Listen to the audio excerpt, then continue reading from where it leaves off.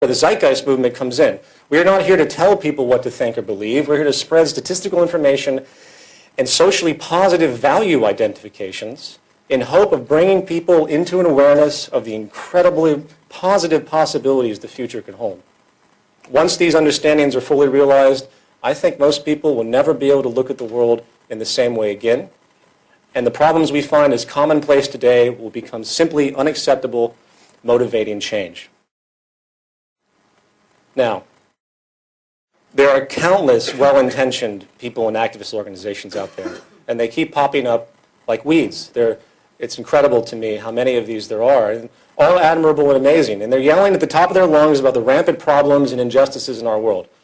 Yet, as you tend to find, very few actually offer any solutions whatsoever. Those that do offer solutions, however, always frame those solutions within the context of the current established system. Very little regard seems to be given to the root structure of our social design. The Venus Project, and hence the Zeitgeist Movement, is different. Our fundamental focus is finding the foundational sources of our social problems and working from that lowest common denominator to create solutions.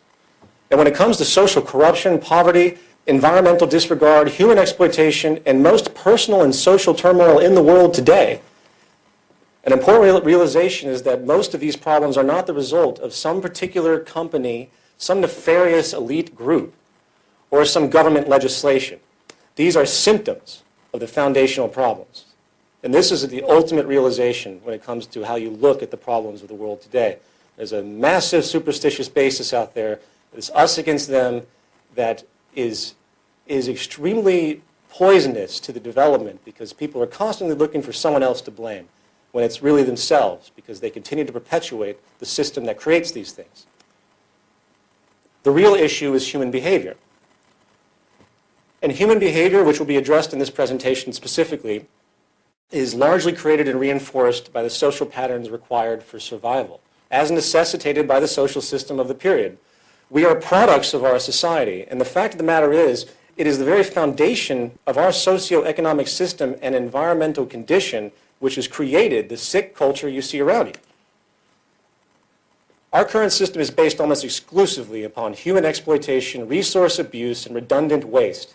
It is simply what our system does.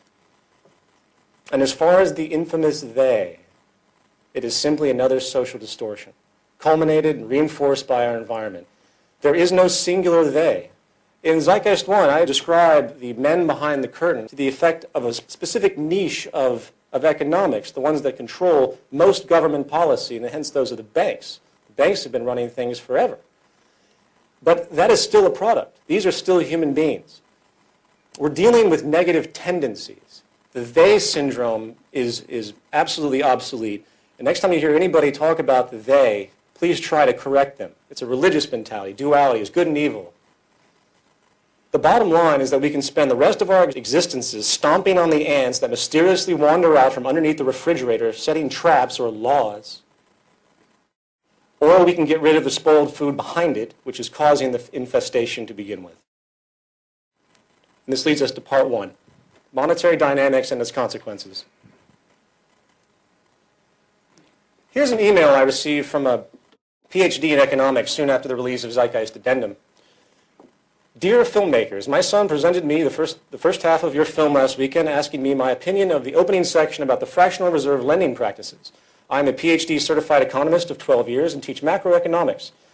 While I always was cognizant of the creation of money and the sale of government bonds, I had never stepped back far enough to see the larger issue your film presented. I find it tremendously disturbing that the creation of value through debt is indeed, by all formal logic, an imposed condition of deficiency, an instigator of public servitude. I'm not sure what shocked me more, the fact that this is true, or the fact that after the many years of education I've had on the subject of economics, this reality never even occurred to me. While it seems counterintuitive to think that a person who should, by all social standards, be an expert in a given field due to their awards and credentials, very often, especially in the purely intellectual arena, such exposure to set established curriculum can really hinder someone's openness in a very powerful way. For you become cognitively blocked from new ideas and realizations. which, if they're outside of the existing framework that you understand, then you have no chance of even realizing it. It's restricting your perception. Jacques Fresco, who dropped out of school at the age of 14, has a great example regarding this perceptual point. During the time that the Wright brothers were building a machine that could fly, expert physicists and engineers were busy writing books about how it was impossible for man to ever fly in any meaningful way. Apparently, the Wright brothers, who were bicycle mechanics, didn't read those books. In other words, creativity will always serve you better than just book smarts. So, with that in mind, let's step back and pose a very simple question about the economic structure we all live in. What are the lowest common denominators required to perpetuate a market economy? 1, human labor must be sold as a commodity in the open market. Outside of investment and inheritance, nearly all money is obtained through income, and income is derived from wages or profit in some form of employment. Therefore, there must always exist a demand for jobs or the economy cannot operate.